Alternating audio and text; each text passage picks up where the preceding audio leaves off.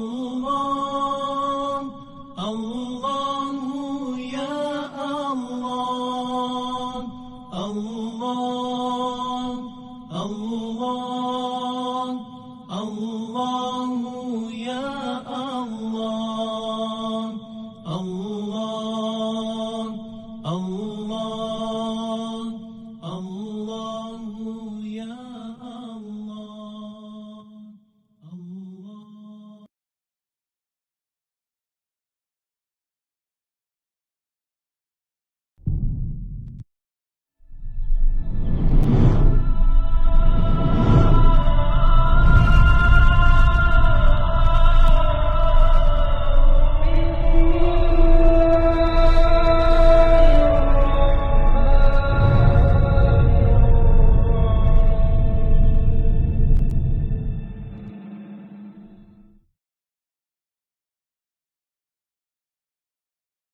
Beri kita izin lagi lah untuk duduk dalam majlis ilmu, dan dialah yang menghidupkan kita.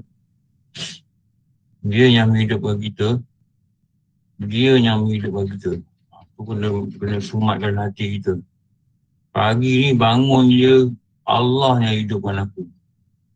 Setelah yang diajar dalam doa, dia yang mematikan kita. Nanti kenapa? Tidur. Dan dia yang menghidupkan aku. Dan ingatkan lagi pada diri kita, wa ilaihin nusyur. Kepada dia lah nanti aku akan dirujuk. Aku akan kembali. Itu semua ni akan balik kepada Allah. Setiap pagi, setiap kali bangun tidur. Tidur tengah hari ke, tidur malam ke, wa ilaihin nusyur. Ingat. Lepas tu nak buat apa, buatlah. Nak pergi pasar ke, nak pergi belajar ke, nak pergi hantar rumah kerja ke, nak pergi kerja ke, pergi. Tapi prinsip yang kita kena ingat, Allah yang hidupkan kau. Dan prinsip yang kita kena ingat, kita kena kembali kepada dia. Bila? Hari ni pun boleh balik, besok pun boleh balik, minggu depan pun boleh balik. Kembali pada dia. Dan ulama kata, wa ilahin nusyur juga ada yang dimaksudkan, pada dia lah kita akan merujuk. Apa-apa kehidupan kita hari ini, rujuk pada dia. Hari ini tiba-tiba diuji. Sampai pejabat je, bos marah. Rujuk pada dia. Pagi ni tiba, dah, suami pula marah. Tak apa hal nak tahu. Rujuk pada Allah. Hari ni bangun tiba tak sihat. Rujuk pada Allah. Usaha-usaha lah nak sembuh. Minta dengan dia. Hari ni tiba dapat nikmat yang besar. Dapat tahu. Dapat cucu. Rujuk pada dia dengan apa? Rujuk pada dia dengan syukur. Dan kaitkanlah dengan apa jua benda. Pagi ni diizinkan belajar. Rujuk pada dia. Dengan apa? Syukur lah ya Allah. Kau masih memberi aku ruang. Kau masih beri aku peluang nak belajar. Kau masih lagi beri aku ada rasa kehendak untuk duduk dan mendengar apa juga ilmu yang bermanfaat. Jadi kalau hati tu hari-hari diperingatkan, dah lama dia akan jadi darah daging. Ingatan tu jadi darah daging. Lepas tu kita pula kena main peranan untuk praktis. Apa yang ulama-ulama cakap tu lah. Praktis. Praktis macam mana? Hari-hari praktis. Apa pun rujuk pada Allah. Jangan rujuk pada diri kita. Jangan rujuk pada nafsu kita. Jangan rujuk pada dungu kita. Jangan rujuk pada jahil kita. Jangan rujuk pada kendil kita. Kita tak jumpa jawapan. Rujuk pada dia. Tanya pada dia. Minta tolong pada dia. Minta bantuan pada dia. Minta kesihan dengan dia. Minta kekuatan dengan dia. Allah sentiasa mendengar. Dan dia tak pernah tidur macam kita tidur. Kalau kita boleh faham dan kita amalkan, maknanya Allah itu bagaikan setiap masa kita akan ingat dia. Jadi bila selalu kita ingat, selalu kita cakap, selalu kita dengar, selalu kita sebut, dia jadi praktis dalam kehidupan kita. Mudah-mudahan nanti bila mati nanti ada soalan yang ditanya, siapa Tuhan kau?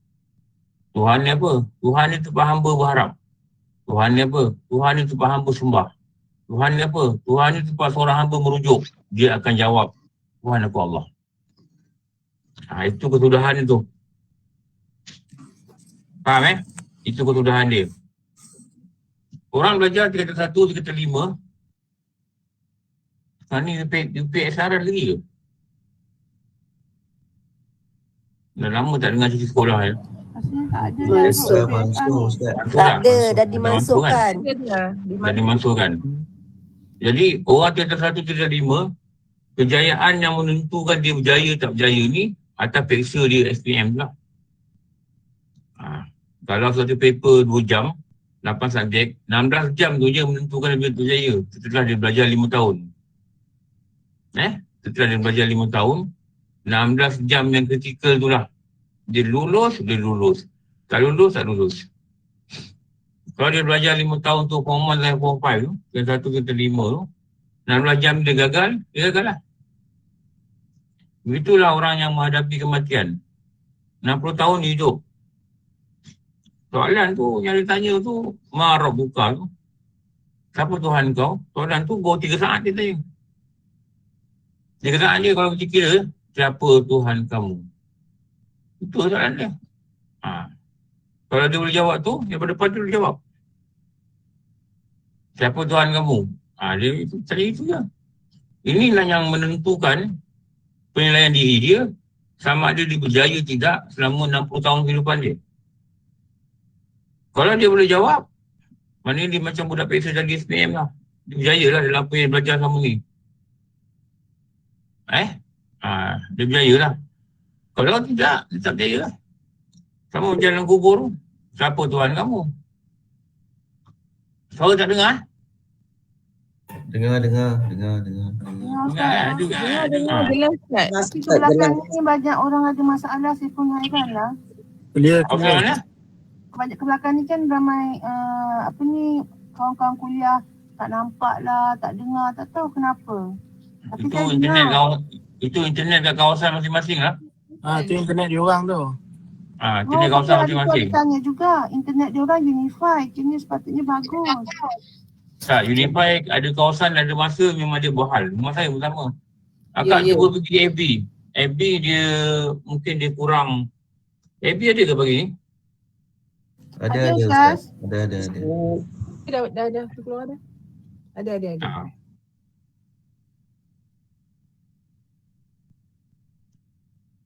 Jadi, cuba pergi FB. Dia kalau macam tu, kalau orang lain nampak, kita tak nampak, maknanya internet kawasan kita tu. Unify pun kadang-kadang dia buat hal juga. Dan dia putus.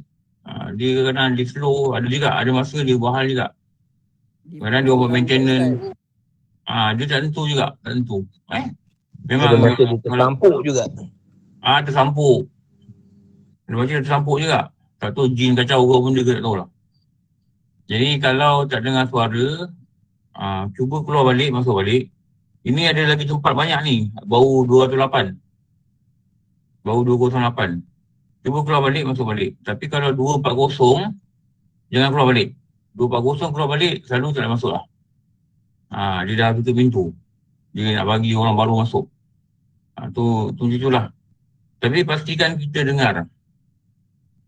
Saya kalau saya mengajar, saya pastikan orang dengar suara saya. Kalau tak dengar, balik tak dapat apa-apa. Tak apa, kita dekatkan sikit mic.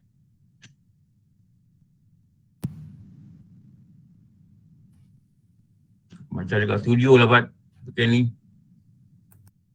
Pakai tapisan bercahaya bukan bintang. Wah. Kita dekat studio. Saya baru free. Saya dekat nama lain, dekat nama On Taiki pula. Ustaz boleh juga pakai mini speaker Ustaz. Abang saya belikan saya mini speaker. Saya pakai ni. Ya, itu Ustaz yang kita nak dengar ni, kami yang nak dengar ni pakai mini speaker lah, insyaAllah dia boleh boostkan mini speaker dia kuat sikit daripada laptop yang suara. Kalau akak tak dengar, beli speaker kecil-kecil tu, sambungkan dekat laptop. Dia elok pakai laptop, jangan pakai handphone. Elok pakai laptop yang pakai handphone. Mana ada Dia laptop beli. Ustaz? Tak ada laptop. So, kalau Saya pakai tak ada handphone laptop, Ustaz. tak. Laptop saya slow sangat. Zaman laptop Jepun lama. ni dulu. Punya suara ni. Saya ni pun orang Tumbang. Kalau laptop saya, memang kelang kabut dah. Dulu yang mula-mula kita belajar kan putus-putus tu laptop saya tu. Saya pernah try laptop tu kat sini, saya pasang 2 kan. Laptop tu memang diputus selalu. Laptop yang ni tak putus. Terima kasih lah pada Jombang ni. Okey. Kita masuk dekat Muhimah ni. Kita masuk kitab Muhimah.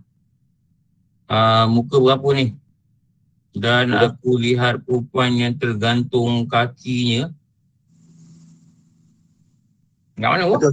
Betul Ustaz. Nombor muka surat 27 perenggan kedua. Dan ada pun perempuan yang tergantung dengan 2 kakinya. Okey. Atas sekali lah. Kat atas Ini masih lagi cerita yang diceritakan oleh Rasulullah SAW kepada siapa? Kepada dia punya anak anda dia, Siti Fatimah, dan kepada menantu dia, Sayyidina Ali.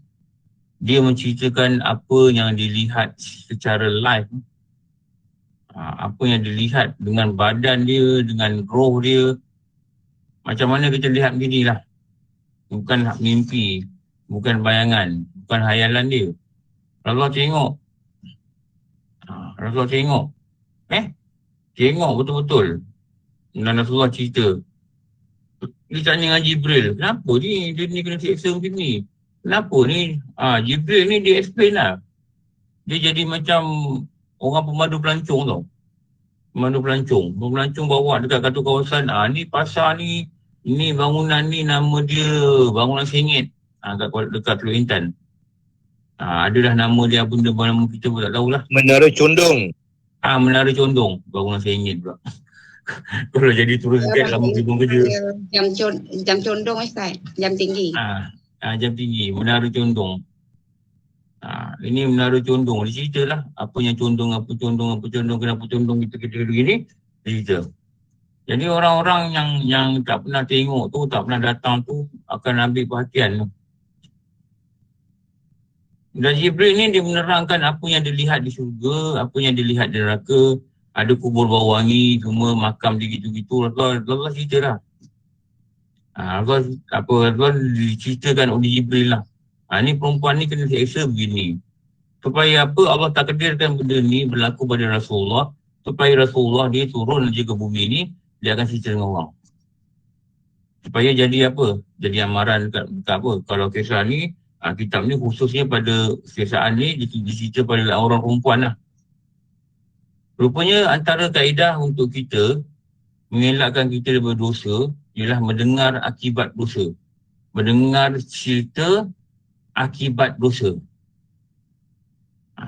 Apa akibat kalau buat macam ni? Akibat dia seksa macam ni. Antara untuk kita menakutkan nafsu kita yang degil ni, warning dia. Kau jangan buat macam ni. Nanti kau kena buat macam ni. Cakap dengan dia. Jadi kitab ni kita kena ada. Nanti sesekali kita baca. Lama dia kata, takut dah. Macam tu.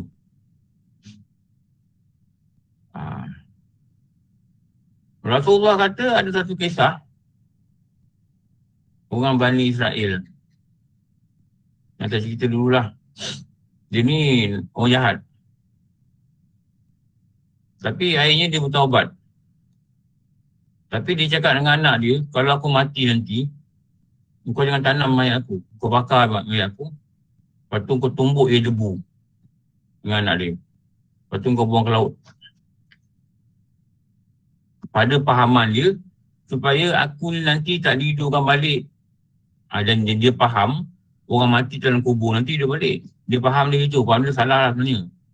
Supaya aku ni nanti tidak dihidupkan semula, dan dinilai segala amalan jahat ini menyebabkan aku kena seksa. Menyebabkan aku seksa. Tutup video Kak. Terus Liah Majid akan tutup video. Tutup video. Menyebabkan aku kena seksa. Tapi orang tak buat lah. Akhirnya nanti di akhirat, Rasulullah cerita, Allah akan tanya dia balik, kenapa kau cakap itu pada anak kau? Dan lelaki dia akan kata, wahai Tuhan, sebenarnya aku takut dengan kau. Takut tu maksud dia, aku takut dengan seksa yang kau sediakan bagi orang-orang yang buat jahat lah. Walaupun dia kata dia dah bertaubat, dia kata dia takut dengan dosa yang dia pernah buat. Maka Allah cakap dengan dia, Rasulullah kita, Allah cakap lelaki tu, sebabkan kau takut dengan aku masuk kau syurga. Sebab tu dikatakan, ulama kata apa? Salah satu tiket untuk masuk syurga ni, mesti ada rasa takut dengan Allah ni. Mesti ada rasa takut dengan Allah. Jadi bila kita belajar ni, moga-moga rasa takut. Bukan kita belajar ni, kita dengar seronok macam mana kita tengok video, cerita-cerita. Dengar cerita hayal. Oh, macam ni. Dia tuang dulu dia. Oh, macam ni. Geleng-geleng kepala. Ada tu geleng-geleng kepala. Hati takut. Tapi tak ada tindakan. Lawan suami tetap lawan suami. Keluar rumah tak beritahu, tetap keluar rumah tak beritahu. Sakit dengan hati suami, tetap tak sakit hati suami. Takut juga. Keluar rumah berhias lagi. Masih kekal dengan perhiasan. Bermakeup lagi. Pakai baju glamour, pakai lagi baju glamour. Tapi kata takut. Bohong.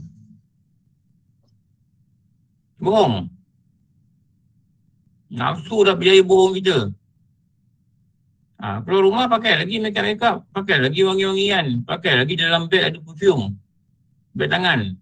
Dalam beg ada lipstick lagi. Dah belajar dah. Orang perempuan pergi hias ni kenapa? Nanti badan dia kena gantung. Dinyalakan api neraka dari bawah. Badan dia kena gantung, dia bakar dia. Macam orang bakar apa benda tu, barbecue apa pun panggil tu. Bawah tu api Jadi dicocoknya daging tu. Dekat luar camping orang nampak orang buat kan. Dia bakar, lepas tu dia pusing, dia bakar. Ayam godek tu, dia bakar. Nyambut manual pakai api tu lah. Kalau orang pakai elektrik, pusing bakar.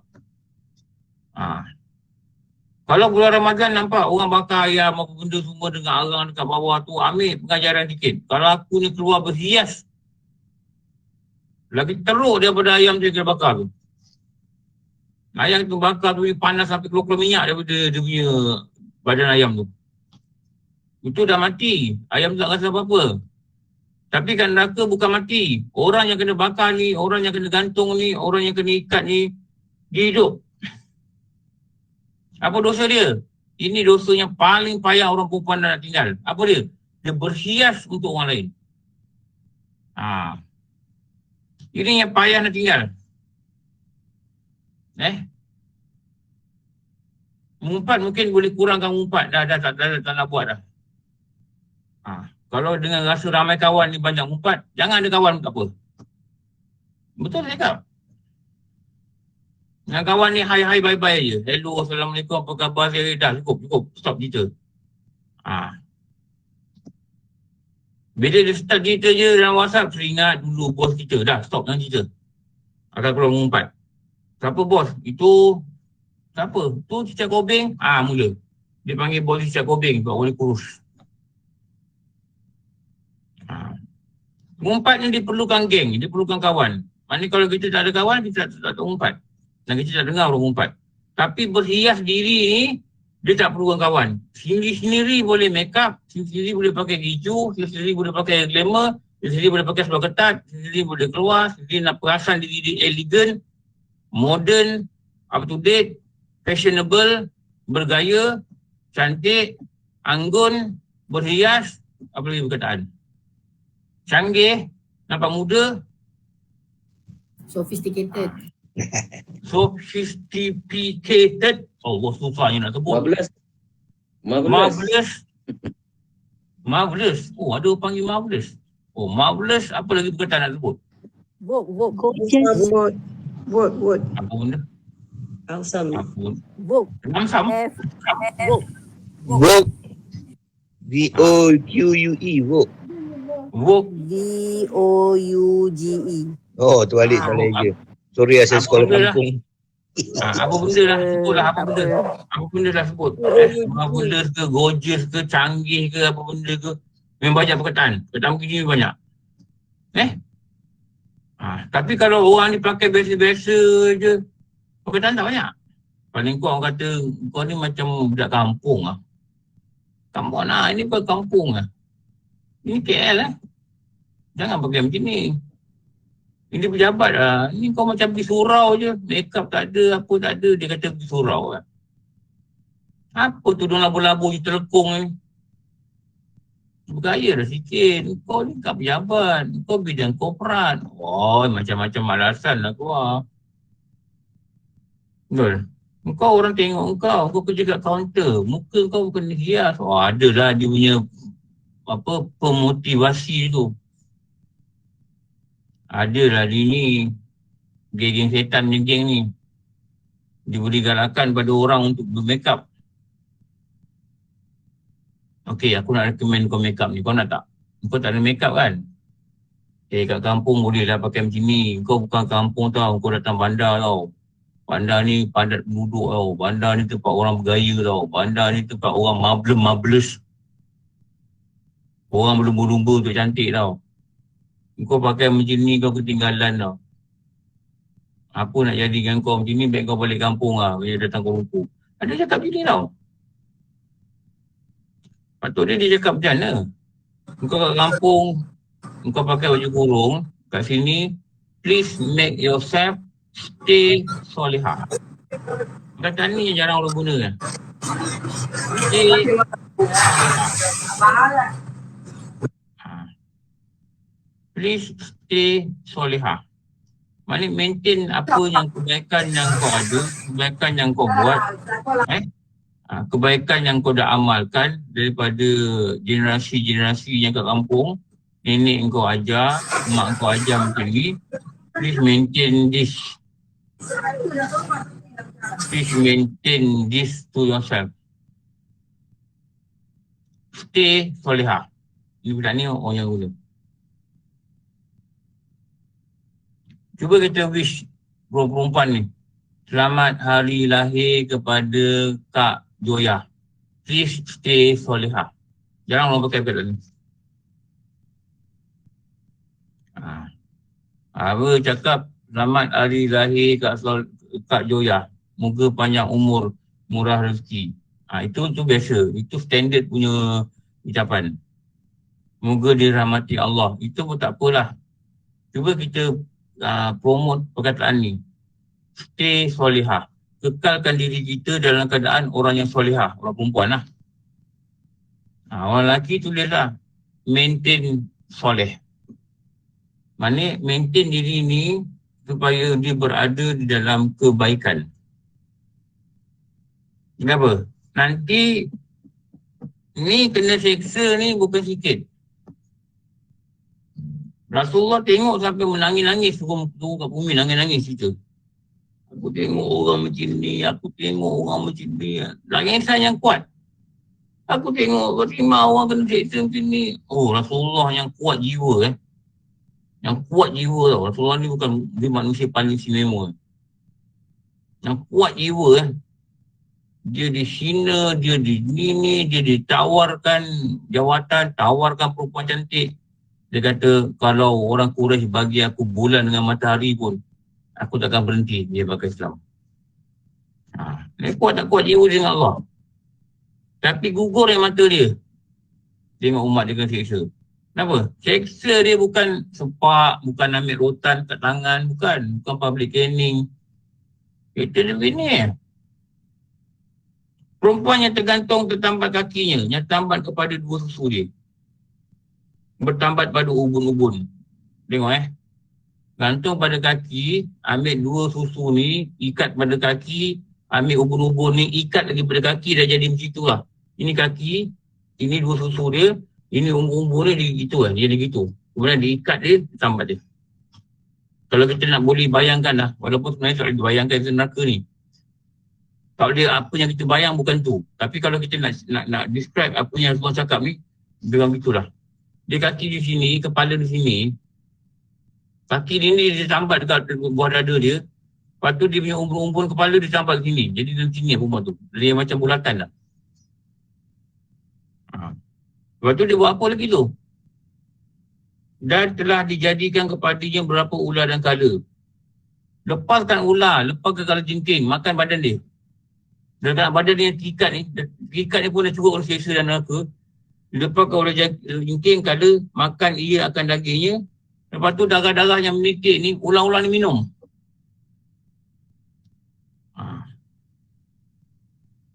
Apa dosa dia buat atas muka bumi?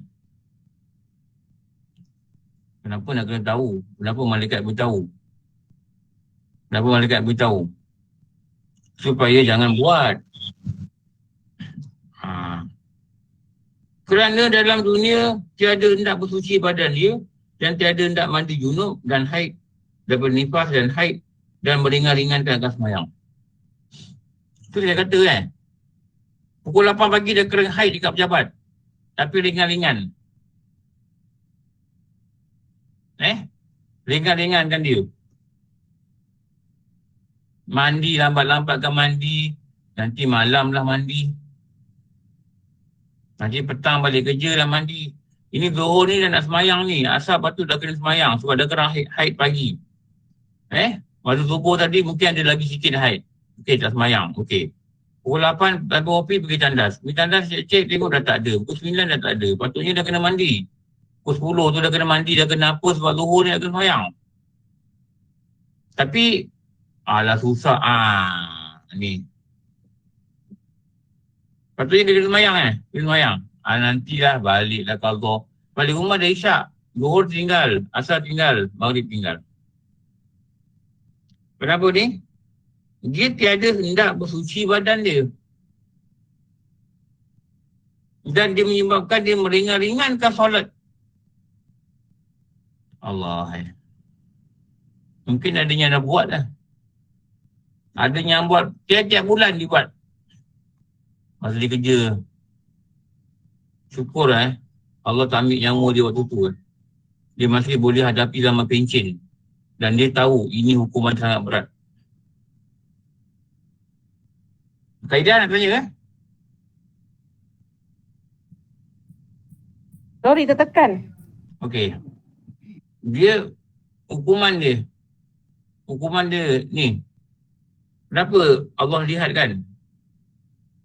Memang akhir zaman ni, terutama ni Umar Rasulullah ni, akhir zaman ni ramai perempuan yang buat macam tu. Sebab tu diancamkan siang-siang pada Isra Mi'raj. Dia beritahu kau jangan buat.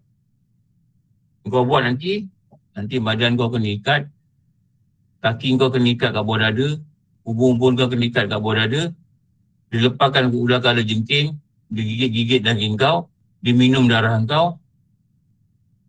Seksa tu. Bukan sikit-sikit cerita tu. Kenapa? Dulu kau ringan-ringankan mandi wajib. Saya tanya kalau jujur saya tanya ramai tak perempuan buat macam ni? Kering haid pagi, petang balik rumah, malam baru mandi. Ada Ustaz. Ramai. Saya tetap ramai orang. Saya sendiri tahu ramai orang buat. Mungkin ramai juga yang tak angkat pot, Ustaz. Memang tak angkat pot lah. Soal dia tak angkat pot, tak ambil kisah. Syariat ni, dulu masa ada orang cakap dengan guru kan, masa kami belajar kan, guru kata apa mana akidah kau? Dia kata, guna kau tak ada tau. Mana keyakinan kau? Kau tak rasa apa ke? Kau tak mandi pada haid dah kering kau buat selamba. Mana keyakinan kau? Mana keyakinan kau pada balasan yang Allah janjikan? Mana ketakutan kau? Mana takwa kau? Mana yakin kau benda ni akan berlaku kalau aku buat macam ni? Dulu guru cakap gitu. Mana agama kau? Oh, dia cakap lagi dahsyat. Dia cakap bukan pedih, menangis boleh kan dengan dia kau. Balik termenung habis, termenung bodoh kita balik. Dan sebab kan punca je tak belajar, tak tahu, rupanya orang yang melengah-lengahkan mandi, dia ada hukuman yang khas untuk dia. Orang perempuan yang lengah-lengahkan mandi ni, ada hukuman yang khas.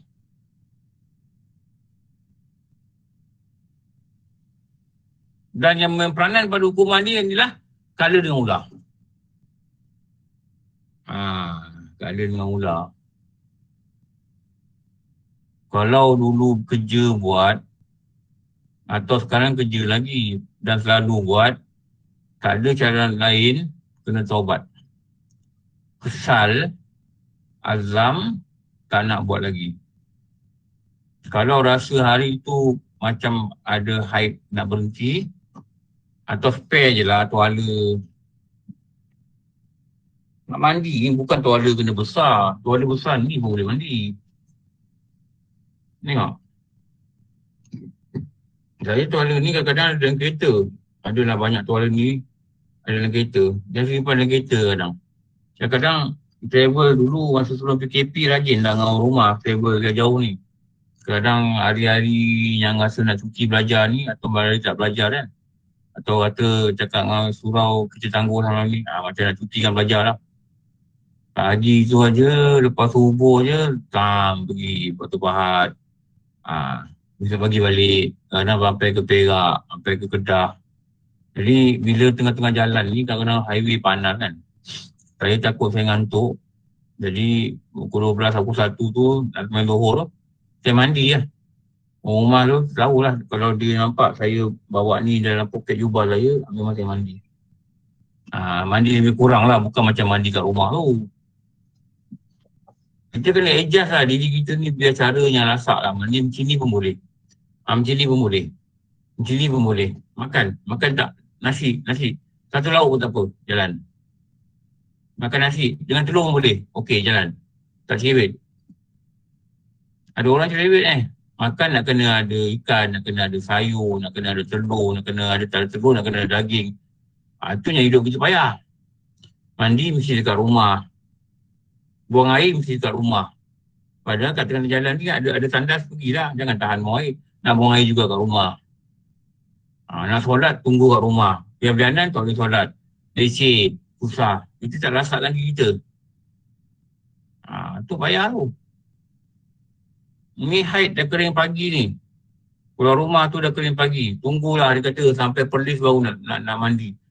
Dengan jam, dengan air raya, dengan apa benda, dengan gitu-gini. Sampai Perlis, sampai Kedah, dah pukul 9. Dah terlepas dah sembahyang belakang ni.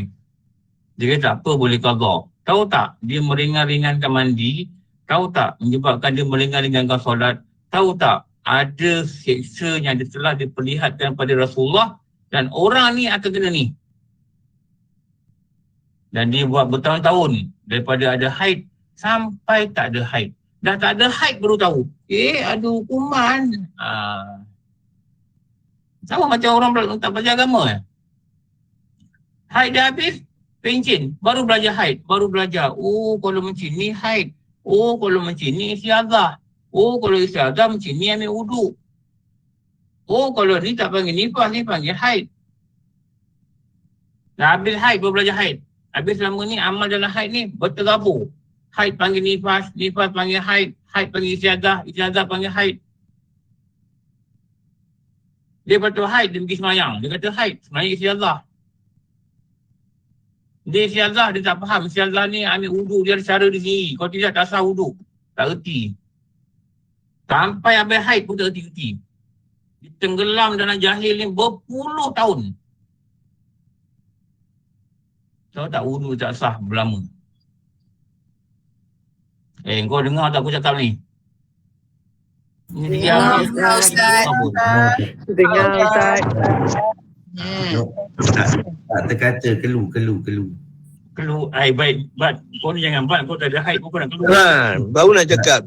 Sebab dia buat macam bat ada haid ni. saya jumpa isteri saya dengar ni, bagi dia dengar. Okey. Kalau isteri dengar, isteri tak tahu, kita berdosa tak? Dosa sebab itu kelu tu. Kenapa kita berdosa? Kita tak ajar dia. Kita melengkau atas tikau je. Betul lah, Bat. Patut kita kena ajar dia. Awak ni haid. Ini nifas. Ini istiadah. Awak kalau istiadah macam ni, abang nak ajar awak gini. Ini istiadah ni macam ni cara wuduk dia. Kalau haid lah, kalau haid awak tak payah semayang. Tak payah qadha. Kalau istiadah awak kena semayang. Tapi cara wuduk dia gini-gini. Isteri pun dengar. Oh, my abang. you are my hero. My lover. Ini tanya suami tak tahu. Oh abang, you are my zero. So my zero. Zero, kau tak tahu apa, aku tak tahu apa. Padahal kau kahwin aku. Allah. Besok akhirat abang jawab. Besok saya berdosa, abang pun berdosa. You are my zero. Zero, nothing. Don't have anything dalam kepala. Ilmu haid. Dia kata lantak lah, aku tak ada haid. Lantak. Nanti kat akhirat boleh cakap lantak. Mereka tanya kenapa kau biarkan bini kau ni? Haid tak tahu ni. Pas tak tahu, syahadah tak erti. Takkan aku nak ambil tahu malaikat. Aku bukan ada haid. Dia bini kau kan? Dia bini kau. Tanggungjawab kau kan? Memang tanggungjawab aku. Tapi pelepam. Na'udzubillah kena balik neraka. Bini dah masuk neraka. Na'udzubillah. Bini geram. Dia jerit dekat dalam neraka. Kau tahan lelaki ni Tuhan. Kau tahan lelaki tu. Tu suami kami. Anak perempuan jerit di neraka. Kau tahan dia. Itu bapa kami. Dia tak pernah tegur kami pasal aurat. Kami keluar ketat dia buat tak tahu. Kami keluar rumah, token pun tak pakai. Dia buat tak kisah. Kami keluar rumah penuh gaya, penuh anggun, penuh marvelous, penuh tak apa benda les. Dia buat tak tahu. Kau tahan dia, wahai Tuhan. Dia nak masuk neraka tu. Dia masuk syurga tu. Dia rajin pergi surau. Dia dapat pahala banyak pergi masjid. Dia pegang kerja-kerja masjid. Kau tahan dia, wahai Tuhan. Kami tak nak dia masuk syurga. Tarik dia sama-sama dalam neraka. Maka dalam kitab kata, Allah suruh malaikat tarik balik lelaki ni. Ada request dari keluarga dia. Masa tu tak ada kira. Sayang ke, suami ke, kat dunia panggil darling ke, baby ke, baby boncit ke, apa benda ke panggil, tak kira.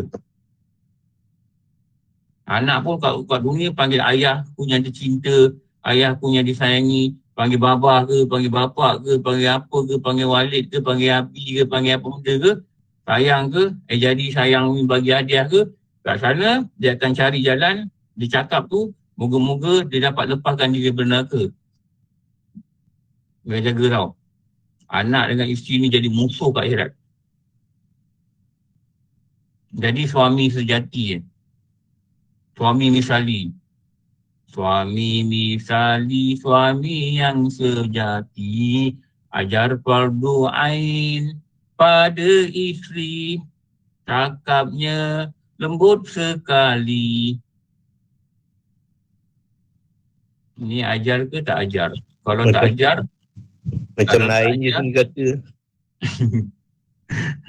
Modified. Copyright control. Tak ajar, kita pastikan ada orang ajar dia. Kita kata dengan dia, nanti Sabtu ni ada kelapa doain dekat surau. Awak pergi Alah bang, ni anak-anak ni bawa dia ngacau. Tak apa, saya jaga anak. Lama bang, pada doain ni dua kitab. Minggu 2 kitab. Dekat 3 jam. Tak apa, saya jaga anak. Mana sempat abang nak masak? Tak apa, saya masak. Saya uruskan. Nak basuh baju lagi? Tak apa, saya basuh baju. Pergi belajar. Saya bawa budak ni. Nanti budak ni ngacau. Kesian abang Sabtu petang nak tidur. Tak apa, aku tak tidur. Kenapa? Jangan besok dia tunjal muka kita, dia tunjuk kita kat akhirat besok. Kau ni nanya tak guna ni. Kau lah useless, dia kata. Kat sini tak cakap. Kat sana dia cakap. Kau ni husband useless, paperless, wireless. Apa less gibab? Hopeless. Lossless. Careless. Sambut. Ya, macam tu lah. Kau ni tak boleh harap ni lelaki je. Kau tahu, buat anak.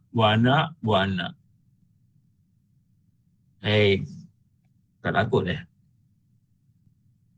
tak tahulah kau tak takut. Ustaz mohon mencelah. Ya.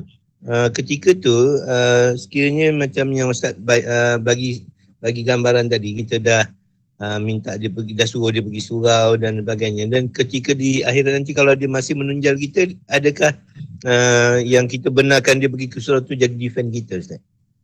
Ya. Dia jadi hujah. Dia jadi saksi. Anggota-anggota kulit ni jadi saksi. Lidah ni saksi. Apa? Kita dah suruh dia belajar. Kita dah bagi dia pergi belajar. Kita dah urus ke anak-anak ni suruh dia belajar. Dia kata tak nak lah, malas lah. Itu kita dah tak ada boleh buat apa dah. Kita tak boleh buat apa dah. Sebab apa? Kita dah bagi dia pasarana, kita dah buatkan dia ruang. Kita dah bagi dia peluang, tapi dia memilih untuk kekal jahil. Tapi dari segi adab dengan Allah, kita kena kata apa? Kita gagal diri dia. Adab dengan Allah. Adab. Adab dia maknanya kita gagal. Maknanya perkataan kita ni, hati kita ni tak cukup kuat untuk menarik hati dia pada taat. Sebab apa? Dia yang nak ubah manusia ni adalah hati. Nak ubah manusia ni adalah hati. Macam kita nak tarik macam satu kereta rosak, satu kereta nak tarik kereta ni. Jadi kereta yang tak rosak ni, dia kena kuat untuk tarik kereta yang rosak ni. Jadi perkataan itu yang kita suruh ni bukan hanya sekadar nak melepaskan tanggungjawab, tapi atas rasa kasih dekat dia sebagai isteri, sayang dekat dia, pasangan hidup kita 33 tahun, 34 tahun. Ada yang dah kahwin 40 tahun. Takkan kita nak biarkan dia masuk neraka, betul tak? Dan kita pun nasib kita tak tahu lagi sebenarnya. Jadi atas hati yang sangat kasih, hati yang sangat takut ni, hati yang sangat bimbang, hati yang sangat harap, hati itulah kita keluarkan perkataan, kita pujuk dia pelan-pelan, tanpa rasa putus asa, nanti bila-bila, jangan cakap hari-hari, nanti orang bosan. Rasulullah ni pun dia tak nasihat sahabat dia hari-hari, sahabat-sahabat cakap. Nanti ada masa cakap lagi pelan-pelan, minta lagi dengan Allah, cakap lagi pelan-pelan, moga-moga dengan rahmat Allah, Allah akan ubah hati dia, gerak hati dia. Okeylah bang, apa jangan nak lah, saya ingat nak pergi lah, ni ada kakak ni ajak. Okey. Kena do something, kena buat satu. Dan perempuan yang tergantung keluh dan buta dan tuli. Allah Akbar. Ada dalam neraka Rasulullah tengok ada perempuan ni tergantung. Dalam keadaan dia ni keluh, maknanya dia bisu. Lepas tu dia ni buta. Dalam keadaan dia tak nampak apa-apa dalam neraka. Lepas tu dalam keadaan dia pekak. Maknanya orang macam hidup dalam pasu. Pasu yang sunyi kan. Kita pejam mata, tutup mulut, kita boleh dengar. Tapi ini dia mata tak nampak. Lidah dia tak boleh cakap apa-apa, tak boleh jerit apa-apa. Tapi dia hidup. Dan telinga dia tuli. Yang ada dalam kurungan. Dia ada dalam satu kurungan. Tak tahulah kurungan macam mana. Penjara ke, bilik ke, kotak ke, tapi dalam kurungan. Dia tak boleh keluar bebas dalam neraka. Maka bahawa sesungguhnya dia mendatangkan anak zina. Dia berzina lah. Sampai dapat anak zina. Ditambatkan akan dia pada leher suami dia. Suami dia pun kena nanti. Dia pun kena sekali. Dan ada pun perempuan yang kepala dia seperti kepala babi. Badannya seperti badan keldai, himar. Himar ni kalau dekat negara Arab ni, kalau orang panggil himar ni macam satu penghinaan lah. Himar ni, keldai ni letak apa barang pun dia angkat je. Orang kata luru bendul ni lah. Lepas tu sampai Sayyidina Umar ni zaman dia ni, dia bagi surat. Sayyidina Umar ni adalah sahabat yang pandai menulis. Dia bagi surat kepada semua peniaga dekat pasar ni. Dia kata, jangan campur susu dengan air. Memang susu nampak banyak tapi tak original. Dan jangan lebihkan beratan pada binatang. Himar ke, unta ke. Jangan lebih dia sekian beratan. Sekian berat. Sayyidina Umar tak bagi. Kenapa? Kesian kat binatang tu. Mungkin zaman tu himar dia orang letak lah. Selagi dia boleh letak, orang letak. Dia jalan juga. Ni dongki ni. Dia jalan juga. Tapi walaupun dia sakit ke apa, dia jalan juga. Jangan tak pada dengan badan yang kecil. Itu Sayyidina Umar kata jangan lebih daripada sekian berat. Ini himar ni. Pernah satu peristiwa berlaku. Orang daripada Rom, wakil kerajaan, datang nak cari Sayyidina Umar. Maksud Sayyidina Umar ni dia jadi Amirul Mukminin. Pergi rumah dia, tak ada. Tak ada rumah lah. Maka bertanyalah wakil kerajaan Rom ni. Tanya pada orang yang dekat rumah tu. Tanya pada orang kat rumah. Dia kata apa? Umar tak ada rumah. Umar ada dekat masjid. Kejap saya nak buka Facebook ni. Kalau ada soalan boleh tanya kat Facebook.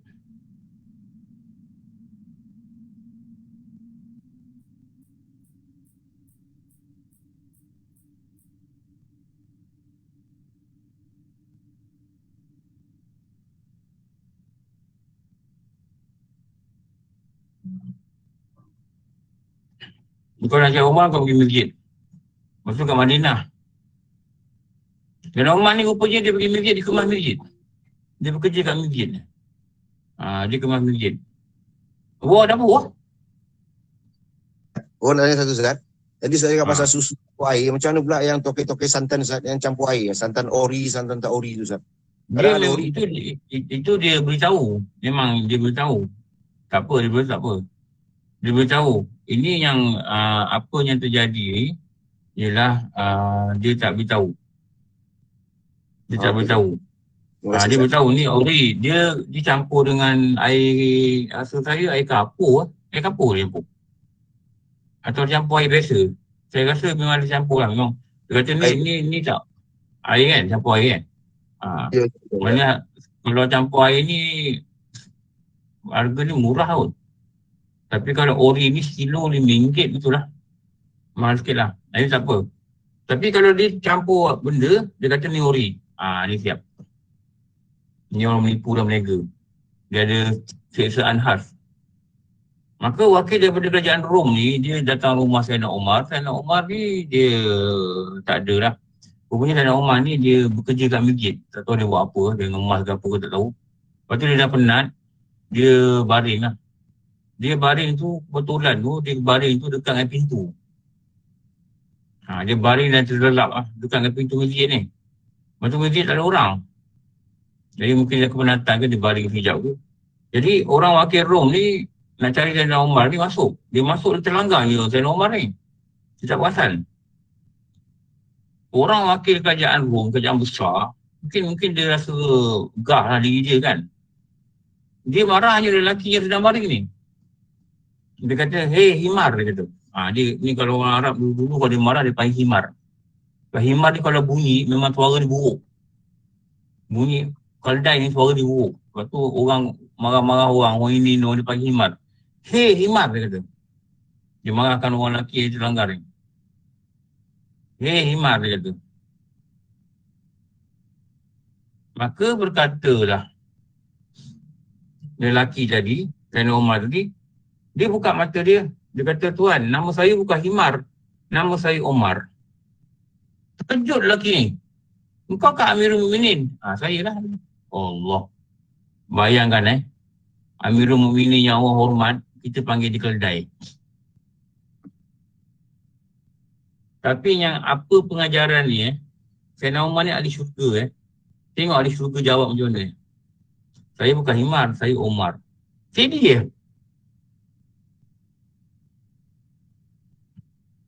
Jadi dia. Sabar.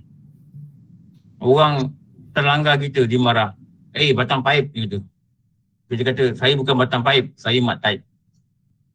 Jadi dia cakap, saya bukan batang paip, nama saya mat taib.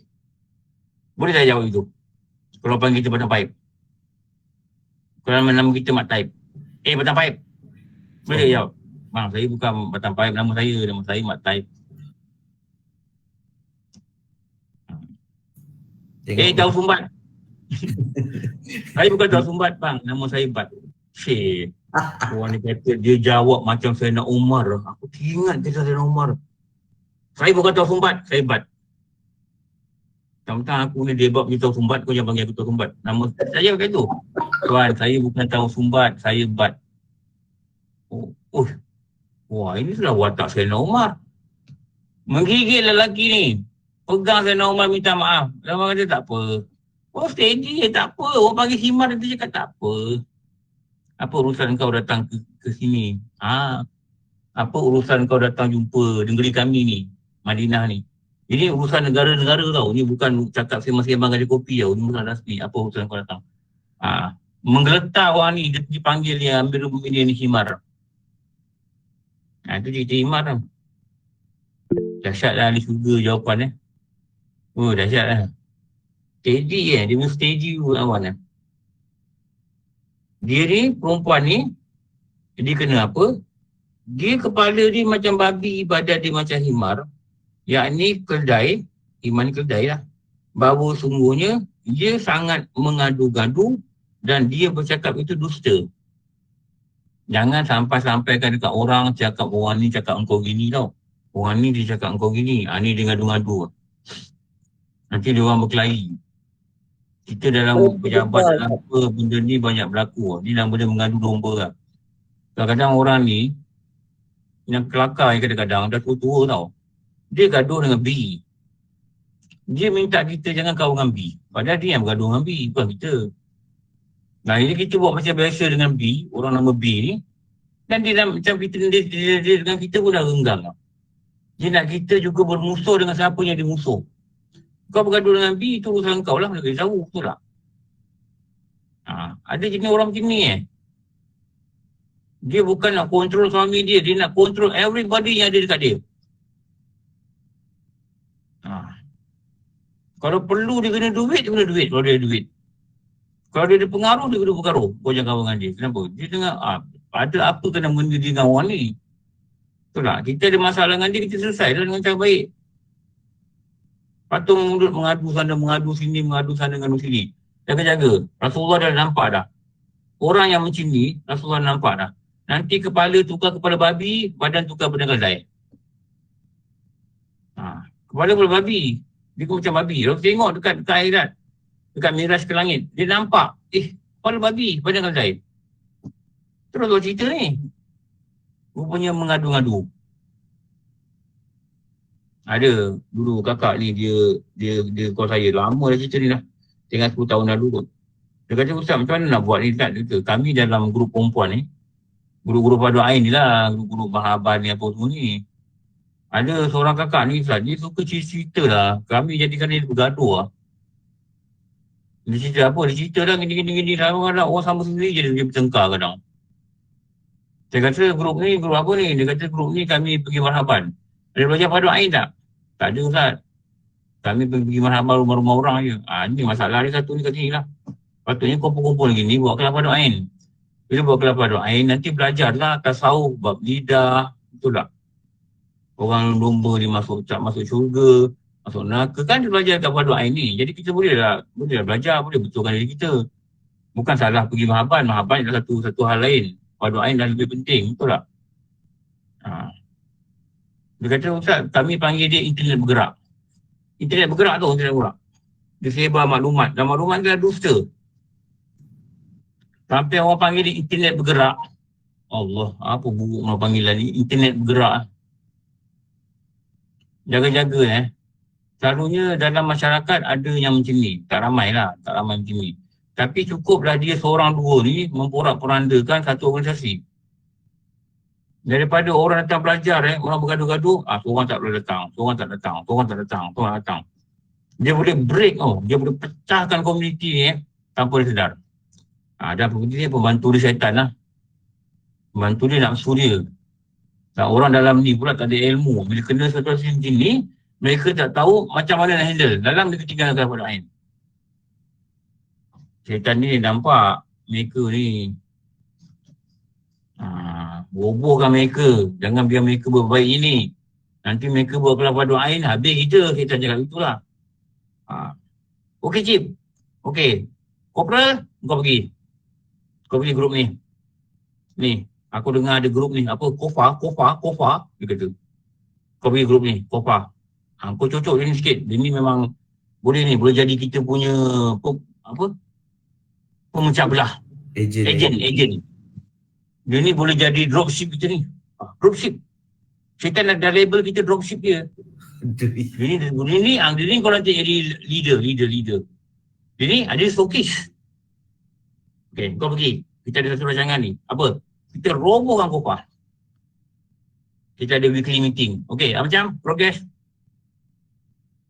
Aku tengah hasut dia ni. Supaya dia WhatsApp dengan orang ni, kutuk orang ni. Okay, General. Bagus. Okay, Sarjan, apa laporan? Aku tengah rasa bagi orang ni kecil hati. Bila Ustaz kata, jangan bias, aku nak bagi dia rasa kecil hati. Aku nak bagi dia rasa, alah, Ustaz cakap je pandai. Aku nak suruh dia keluar dari kelas. Macam progress. Nampaknya setakat ni tak berjaya lah. Dia ada amalkan zikir. Report sampai. Private macam mana?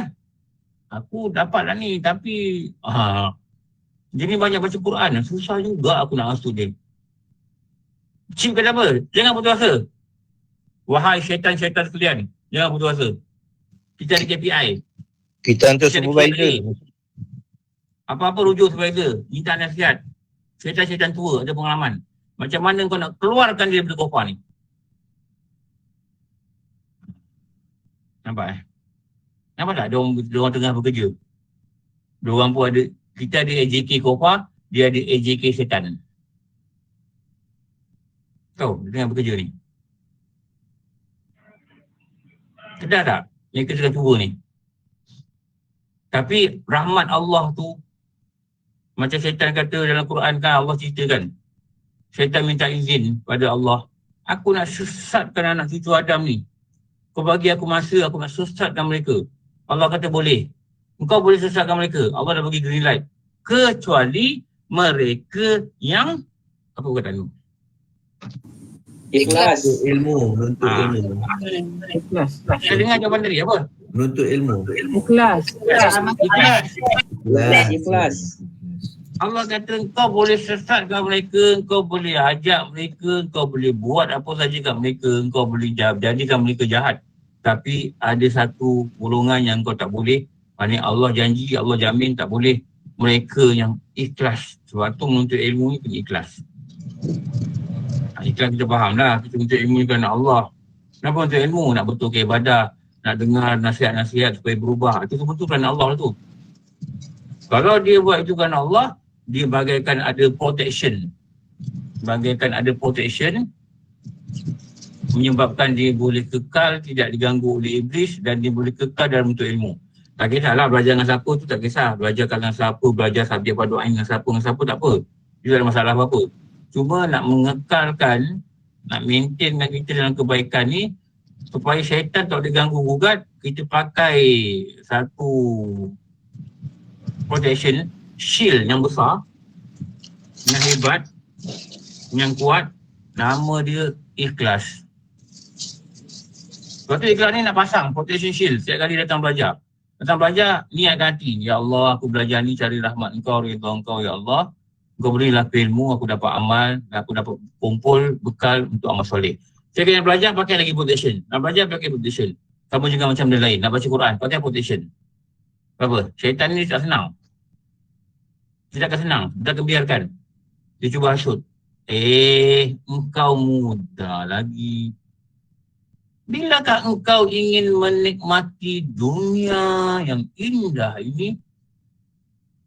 Dia kata bila kau nak nikmati dunia yang indah ni? Engkau muda lagi. Muda apa? 58. Dia kata muda. Tunggulah. Dia pujuk. Masa tua kan ada. Tua kalau tak tua apa? 58 tak kata tua lagi. Apa yang dapat, ambil saja. Apa nak kira, halalkah, haramkah, nanti susah kita. Dia buat gitu kan.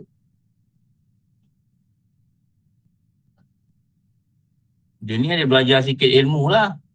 Dia kata tidak, aku tak boleh bertangguh lagi. Aku tak pasti aku ni sampai tua ke tidak umur aku. Beginilah. Syaitan bagi second opinion. Ikut saja jalan tengah. Nak sembah Allah, sembahlah. Nak buat amal akhirat, buatlah. Dunia difikirkan juga. Apa yang dapat, ambil saja. Bukankah Allah itu pengampun, pengasih, penyayang? Bila kau buat dosa, nanti kau minta ampun, Allah ampunkan kau. Ini si jahil yang kena hasut ni. Si jahil yang kena hasut ni, betul juga. Habis. Everything is gone. Baca ni. Nanti kau minta ampun lah. Allah akan kasih pada hamba dia. Kau lawan-lawan suami tak apa. Nanti kau minta ampun, settle lah. Ni syaitan dia bagi jalan yang sangat logik pada akal lah. Kita tak tahu. Kita selama ni kita hidup, kita ingat kita je berusaha untuk kebaikan. Tahu tak ada golongan yang sedang mengasut-asut ni. Ada golongan yang sedang buat satu company joint venture dengan anak musuh kita. Dan dah ada pun company tu. Mereka dua ni director. Nama company ni apa? Jom pergi neraka. Sendirian berhad. Tahu? Dan tugas dia, KPI dia, tarik badan manusia ni, mati kufur ke, apa benda dosa ke buat, sampai satu maksimum, dia terjun neraka. Semoga Allah lindungi kita. Dan kita jangan tak sedar benda ni berlaku. Okey. Dan ada pun perempuan yang seperti rupa anjing masuk api neraka. Masuk ia daripada mulutnya, keluar daripada duburnya. Nanti sambung besok pagi. Sekejap dah sejam Rasa macam baru cakap 10 minit Korang rasa sekejap ke lama Saya rasa sekejap Kejap. Tu dunia ni kiamat. Mata terkejap. Haji Yus, any question? Ustaz, Assalamualaikum. Salam. Saya nak sambung malam punya soalan semalam, tak sempat sampai line pun terputus. Ya. Berkaitan dengan kadar dan kadar Allah ni. Dia balik pada hati doa ni, pada doa kan dia doa mengubah kadar dan kadar Allah. Tapi kadang-kala Ustaz pun nak cakap bahawa apa yang kita sangka Allah itulah ia. Maknanya kalau kita sangka baik, baiklah. Kalau kita sangka buruk lah. Jadi kadang-kadang kita berdoa kepada Allah. Contoh kalau kita tengah berusaha untuk dapatkan satu projek ke, atau dapat satu apa benda lah. Tapi ada masa hati kita okey, ada masa hati kita tak okey. Jadi macam mana tu kita nak mengawal supaya sentiasa bersangka baik, sentiasa dalam kasih sayang Allah. Minta pencerahan Ustaz. Terima kasih. Dia memang hati ni kerja dia berbulak-balik. Hati ni memang kerja dia berbulak-balik. Hati ni benda kalb. Kalb ni benda yang berlapis-lapis dan dia boleh berubah. Sebab tu iman tu dekat hati. Sebab tu ada iman ni kadang-kadang dia naik, kadang dia turun, kadang dia naik ke puncak, kadang dia turun rendah-rendahnya. Sebab dia peranan dia pada hati. Sebab tu ada ulama doa, ya Allah, kau cabutlah nyawa aku ketika iman aku berada di puncak tinggi. Maknanya dia berada kat yang paling baik. Begitu juga hati. Jadi nak mengekalkan sangka baik ni, kita dulu guru ada ajar juga, kita banyak baca bismillah dan setiap kehidupan kita lah. Bismillahirrahmanirrahim. Kita cakap dengan diri kita, Allah ni dia pengasih, dia penyayang. Allah ni dia tak ada sifat zalim. Jadi apa benda yang kita minta tak dapat, bukan Allah tak bagi sebab dia zalim. Allah tak bagi sebab dia tahu kalau bagi ni kita akan jadi lebih tak baik daripada keadaan sekarang. Kita sangka baik gitu. Walau kita kata kau tak dapat ni, kita kata gitu. Tapi Allah ni dia tahu apa yang tepat untuk diri kita, bukan apa yang dapat. Jadi di atas itu ada jawapan pada redha. Dan kita kena yakin, apa benda kita usaha, kita minta, kalau jadi pun itulah Allah izinkan, Allah takdirkan dia jadi. Kalau tak jadi pun Allah takdirkan tak jadi. Sebab tu ada hadis dalam, nanti kita akan baca dalam bab beriman pada qadar ni. Ada hadis kata, ada satu sahabat ni, tak silap saya nama dia Ka'ab. Ka'ab ke atau Ubay bin Ka'ab. Ada satu sahabat Dailani datang jumpa dia. Dia kata apa? Dia kata engkau kena baik-baik. kalau engkau sedekah 100 gunung emas sekalipun, engkau tak yakin pada apa ini adalah takdir daripada Allah, Allah tak akan terima sedekah kau. Maksudnya Allah tak terima kebaikan manusia yang tak yakin dengan takdir. Tapi usaha disuruh buat. Tapi kalau kita usaha, kita jangan fikir dapat tak dapat itu, kita tak boleh fikir. Sebab kita pun tak tahu apa yang akan datang berlaku. Bukan benda rezeki dapat tak dapat. Hatta kita minta panjang umur pun kita tak tahu Allah nak panjang umur kita sampai mana dan sampai bila nak berhentikan kita ni. Nak stopkan kita dekat alam ni, nak bawa kita pulang letak kita kat alam lain. Kita tak pasti. Jadi kerja kita ni kita mohon. Kerja kita ni kita harap. Kerja kita minta Allah lukiskan awan kehidupan kita ni dengan lukisan yang paling baik. Kalau kita tak lukis awan. Jadi kita mohon, terus mohon.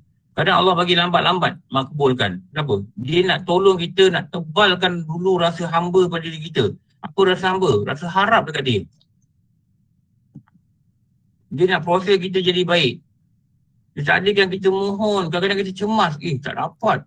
Kita kata, dapat. Cemas-cemas ini, dia nak tinggikan rasa harap pada dia. Dia sayang kita. Dia nak dengar rintihan kita. Dia nak dengar pengaduan kita. Supaya kita ni fadkhuli fi ibadi. Tebal samba. Hadiah dia wadkhuli jannati. Okey Haji Yus. Terima kasih Ustaz penjelasan. Okey. Doktor. Assalamualaikum Ustaz, kawan-kawan. Tadi cerita pasal santan. Nak tanya lagi satu tentang bendir. Orang petua patahkan ujung kalau nak tahu muda ke tidak. Jadi ada orang kata boleh sebab itu hak kita. Ada orang kata tak boleh. Jadi pandangan Ustaz macam mana Ustaz? Di kedai. Dia tengok kalau penjual tu lah. Kalau penjual kata jangan patahkan. Dia kalau patah tu muda. Betul kan? Kalau dia tak patah, dah tua. Dah patah tua lah. Dah nak expired dah, tua. Bukan expired, tak tahu apa panggil lah. Jadi kalau dah patah, mesti ambil. Tak apa, patahkan tak apa. Tapi mesti ambil. Tapi kena ingat, kalau kita patahkan 20 batang, timbangan dia kurang. Habis yang patah-patah tu, siapa nak tanggung? Maknanya kalau kita patahkan, pada penghalusan syarak, kita patah, ambil yang patah tu timbang sekali. Minta kurangkan harga, bagi tahu dia. Tak ada. Bila kita beli yang kita patah tu pun tak boleh bagi dia nak jual macam mana. Betul tak? Ya, itu saya setuju. Kita je patut kena beli. Jadi bila kita patah tu, yang patah tu kita tinggal kat kedai dia. Jadi kita berdosa, patut kita kena beli sebab kita dah patahkan. Once broken, it considered whole. Kan kita tak market. Betul tak? Kita yang broken, kita ambil benda ni kita patahkan. Takkan orang nak beli dah patah. Mungkin orang beli jugalah. Tapi kalau orang tu perhalusi, apa bendi dia patah-patah ni? Kita patah, yang patah tu pun kita kena ambil timbang. Kalau kita patah 50 batang, katakanlah kita timbang tu dikurang 100 gram, kita tak payahlah buat patah lagi, kita timbang, dah patah. Itu kalau kita patah ni kena ambil sendiri. Kalau orang lain patah? Orang yang patah tu lah tak dia. Itu dia akan tanggungjawab. Saya cakap dulu saya duduk kaum baru. Terima kasih Ustaz. Nanti saya nak jawab lagi sikit. Saya duduk kaum baru dulu. Ada satu kedai ni. Kedai ni dia punya pekerja nama Pak Amin. Pak Amin. Dia ni memang keluarga kami. Dulu keluarga kami ni agak susah lah. Ambil barang kat kedai pakai buku hutang tau. Bulan berapa saya bayar. Lepas tu Pak Amin ni tak tahulah, saya tak ingat cerita. Kenapa dia berhenti ke, dia ada kedai sendiri ke, gitulah. Lepas tu token kedai ni kami panggil dia Abuya. Dia ni orang tua lah, orang tua. Dia rajin pergi masjid, Abuya. Jadi dia kalau waktu azan, dia tutup masjid. Dia, rumah dia, kalau masjid orang baru, arah pergi Cokit, daripada arah pergi Cokit dalam tak sampai 100 meter belah kanan lah, tu kedai dia. Rumah saya belakang tu. Dia, kalau kita beli kelapa, dia kelapa sebiji kan, dia mesin. Jadi bila mesin kelapa tu kan dia mercik-recik lah dekat basin besar tu kan. Nanti tengok tak mesin kelapa ni. Jadi dia kaup lah. Dia kaup, dia letak dalam bekas. Jadi dia, masa tu saya kecil lagi. Saya pun tak faham apa yang maksud dia cakap. Jadi dia ikat.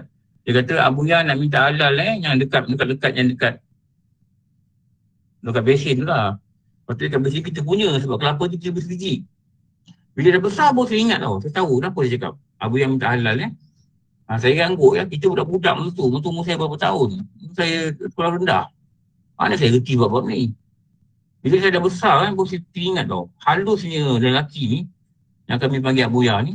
Abu Yan ni ayah lah. Halusnya sampai dia minta halal yang dekat-dekat kat sini. Oi. Kan macam bendi tadi kalau kita nak haluskan akhlak kita, haluskan kita dengan Allah ni, apa yang kita patah ni, kita kena ambil timbang.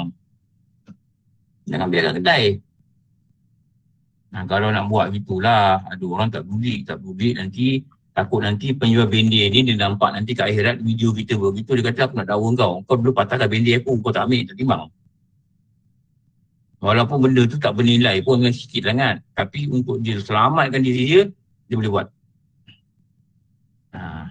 Okey, soalan terakhir. Faham, terima kasih Ustaz. Ahmad. Sebelum soalan terakhir, saya nak mencelah. Bendi ni, selain daripada patahkan ujungnya, boleh tengok dekat tangkai dia. Kalau tangkai dia padat, dia muda lagi lah. Kalau dia tangkai dia dah kecut, maksudnya dia dah ni lah. Jadi tak payah patahkan lah. Tak patah tak apa, tapi ambil yang patah tu. Kalau nak rapi lah kan. Okey, Ahmad tanya. Soalan terakhir. Assalamualaikum Ustaz. Nak bertanya tentang topik malam tadi Ustaz, qada dan qadar.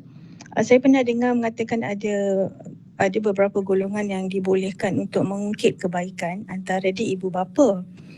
Jadi anda kata parents tu dia cakap pada anak dia, kau ni kalau mak ayah tak ada, tak tahulah apa nak jadi kat kau. Adakah tu dikira berdosa? Dia ada dua golongan yang boleh ungkit kebaikan, satu guru, satu mak bapak. Tapi bukan cakap macam tu. Dia boleh kata, akulah yang ajar kau. Tu boleh. Aku yang besarkan kau. Tu boleh. Tapi tak boleh cakap, kalau aku tak bagi kau makan, kau mati. Tak boleh. Itu bukan ungkit. Itu telah cuba mengambil sifat apa? Bagi mati, bagi hidup apa? Ketuhanan.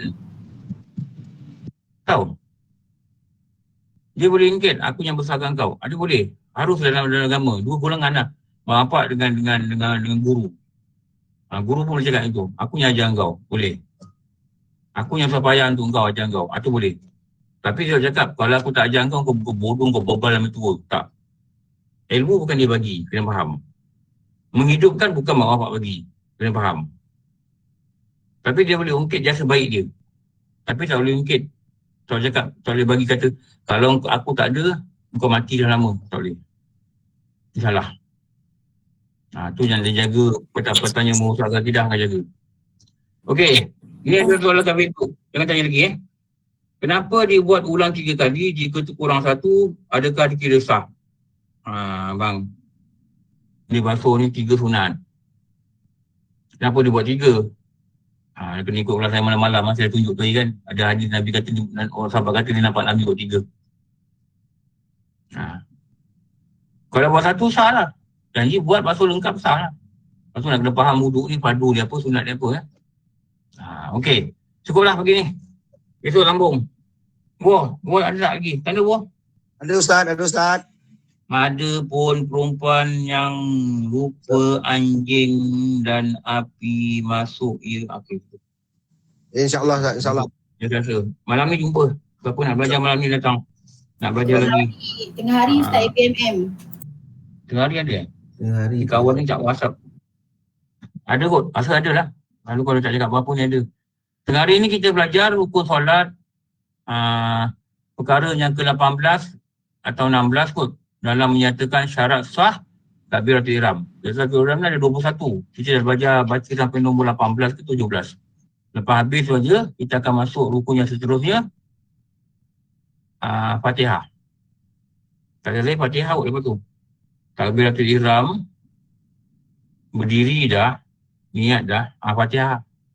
Kita akan belajar Fatihah dan kita akan belajar syarat sah Fatihah ada 10. Ikut kelas tengah hari ni, Senin. Ini betul-betul solid pada tengah Berapa belajar tu? rukun solat. 12.30. 12.45. 12.45. Nanti 12.30 tu ada link lah nanti. Sampai pukul 2 kelas ni. Waktu azan nanti berhenti sambung pukul 2. Dia sejam suku. InsyaAllah nanti jumpa. Alhamdulillah Rabbil Alamin. Wassalamualaikum warahmatullahi wabarakatuh. Sayyidina Muhammad wa ala alihi wa sahbihi ajma'in. Rabbana atina fid dunya hasanah wa fil akhirati hasanah wa qina adzabannar. Wa sallallahu ala sayyidina Muhammad wa ala alihi wa sahbihi wabarakatuh. Alhamdulillah Rabbil Alamin. Apa maaf semua? Pasti banyak kekurangan dalam penyampaian, kelemahan saya tu.